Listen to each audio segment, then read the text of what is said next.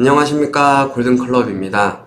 오늘 말씀드릴 종목은 우정바이오입니다. 우정바이오 같은 경우에는 이때가 이제 11월 13일 이제 수요일, 지난주 수요일인데 제가 이때 한번 이제 특징주로 한번 이슈를 소개해 드린 적이 있습니다. 이때 나왔던 이슈 같은 경우에는 이제 중국에서 흑사병이 이제 2명이 발생을 했다. 이렇게 말씀을 드렸고, 이때 또 추가적으로 말씀을 드린 게 1차 목표 구간이 이제 8,000원 선이다. 그래서 이 8,000원 구간을 어떻게 돌파하는지에 따라서 그 여부에 따라서 이제 10,000원까지는 상승 여력이 있다고 말씀을 드렸는데, 오늘 이제 다시 8,000원 구간에 도달을 하면서 추가 상승 여력이 좀 있어 보이기 때문에 제가 다시 한번 말씀을 드리고자 오늘 이 종목을 말씀드리려고 합니다. 자, 우정바이오 같은 경우에는 오늘 이슈가 한 차례 더 나왔는데, 이제 중국에서 흑사병 환자가 한 명 더 발생을 했다라고 공식화했습니다.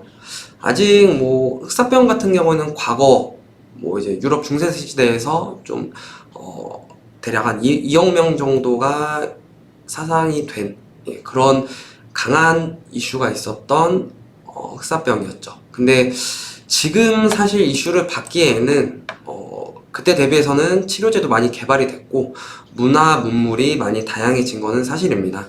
다만 중국에는 빈부격차가 큽니다.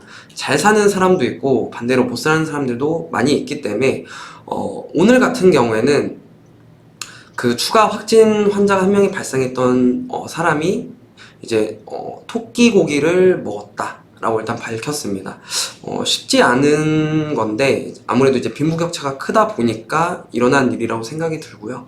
일단 흑사병 이슈는 제가 지난번에도 말씀을 드렸다시피 이슈화가 장기화가 될 가능성이 어느 정도는 있다 라고 말씀을 드렸습니다. 그 이유는 아프리카 돼지열병이랑 테마 부재라고 말씀을 드렸습니다. 우리가 기본적으로 아프리카 돼지열병도 뭐 크게 이슈를 가져갈 건 아니었는데 주식시장에서는 테마가 부재하다 보니까 강력하게 과하게 반응을 했던 부분이 있는데 이 흑사병 이슈가 다시 한번 발발을 할 수가 있다. 물론 장기화가 된다 하더라도 너무 큰 장기화보다는 지금으로서는 아무래도 한 차례 파동이 나왔기 때문에 다시 한 번 더 2차 파동이 나오면은 아마 그때 순환매 관점에서는 흑사병 이슈가 마무리가 되지 않을까 전망을 해보고요. 일단 기술적 흐름에서 말씀을 드리자고 하면은 이때 13일 최초 거래량 대비해서 오늘 대략적으로 한 3배가 더 많은 거래량이 발생을 했습니다. 그러면서 원래 말씀을 드렸던 1차 저항 구간인 8,000원을 상한가로 이제 찍으면서 마감을 시켰습니다. 이런 경우에는 어느 정도는 추가 상승을 예고하는 흐름이 나타날 수는 있습니다.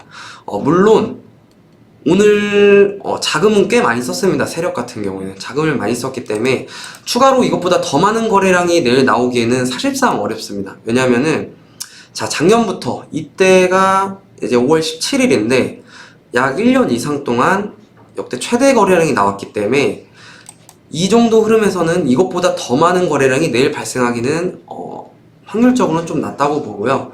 그렇다고 하면은 내일 정도에서는 어느 정도 좀 쉬었다 갈 것 같습니다. 아니면은 만약에 예상과 다른 흐름이 나온다면은 내일 쉬었다 가지 않는다고 했을 때는 한 차례 더 급등세가 나오고 단기 조정이 빠르게 나올 수 있습니다. 그렇기 때문에 짧은 단타 관점 아니면은 뭐 짧은 스윙 관점에서는 분할 매수 관점이 유효하겠고요. 다만 이건 급등주고 테마성을 너무 길게 가져갈 필요는 없기 때문에 지금에 있어서는 뭐 빠르게 손이 매매하는 데 있어서 좀 대응이 빠르신 분들은 짧게 잡고 대응 가능하실 것 같고요.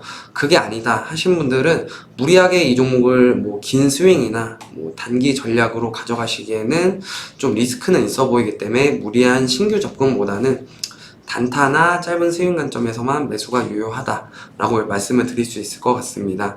자, 지금까지 골든클럽이었습니다.